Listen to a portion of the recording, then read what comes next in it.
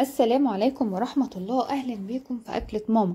هنعمل بقى مع بعض النهاردة اختراع رهيب، حاجة كده زي المسحب بس هنعمله بشكل اقتصادي. هندخل بطاطس مع الفراخ، هتعمل معانا كمية من المسحب بقى، هنقول بانيه، هنقول برجر. بصوا هو طعمه حلو قوي، هو اختراع كده ميكس جميل وموفر جدا جدا، محتاجينه ايام المدارس ده قوي. نقول بسم الله ونبتدي بالمقادير.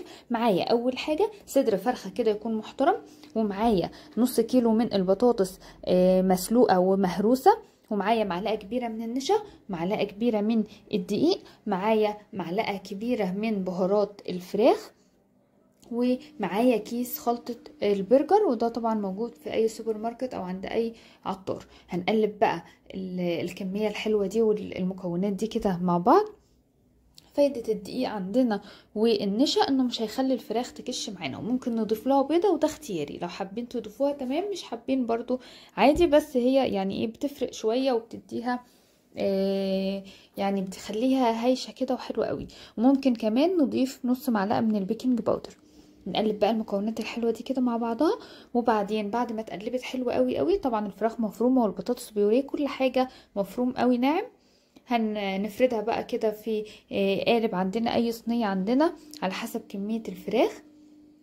اهم حاجة ان انا اسويها على قد ما اقدر، انا عايزاها متساوية جدا، مش مهم لو هي رفيعة قوي او تخينة قوي، ده بيرجع لذوقك ورغبتك.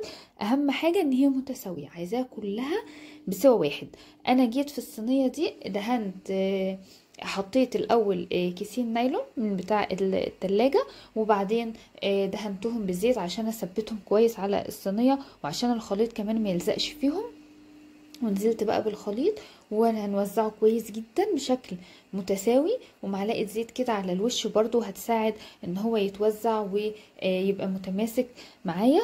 وبعدين قفلت بقى الاسترتش راب او اكياس التخزين عليها وبالنشابه كده، واتاكد بقى كويس جدا ان هي متساويه، وان انا موزعاها بشكل متساوي. مش عايزه جنب يكون تخين وجنب يكون رفيع، انا عايزاها بسوى واحد. وبعدين قطعناها بقى بالسكينه كده صوابع زي ما احنا شايفين، طول وعرض بشكل الصوابع المسحب كده. وبعدين هندخلها الفريزر لحد ما تجمد وتمسك نفسها ساعة ساعتين على حسب الفريزر.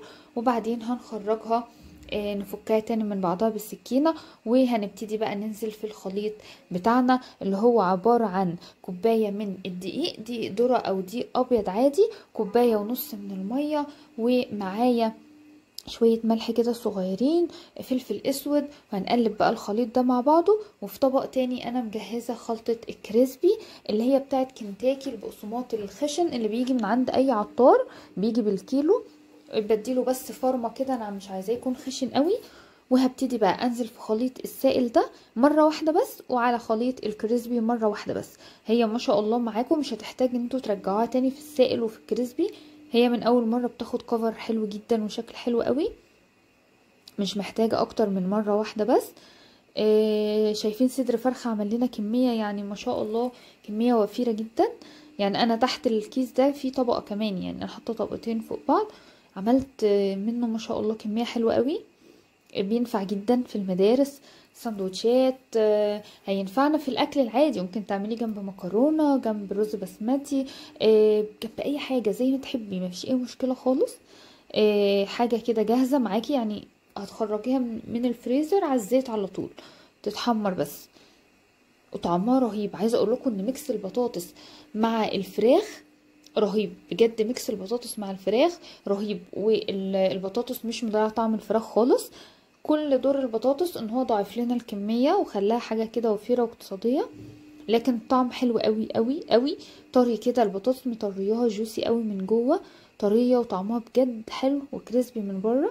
اطفال هيحبوها جدا، وانتي هتحبيها اكتر لان هي هتنجز معاكي وقت، وهتكون حاجة كده جاهزة للسندوتشات وجاهزة كمان للوجبات، حلوة وسريعة وطعمها خفيف ولذيذ. وعلى فكرة ممكن تحمريها عادي من غير البقسماط ومن غير السائل ده، زي ما هي كده في الزيت هتبقى زي البرجر كده، برضو طعمها يكون خطير.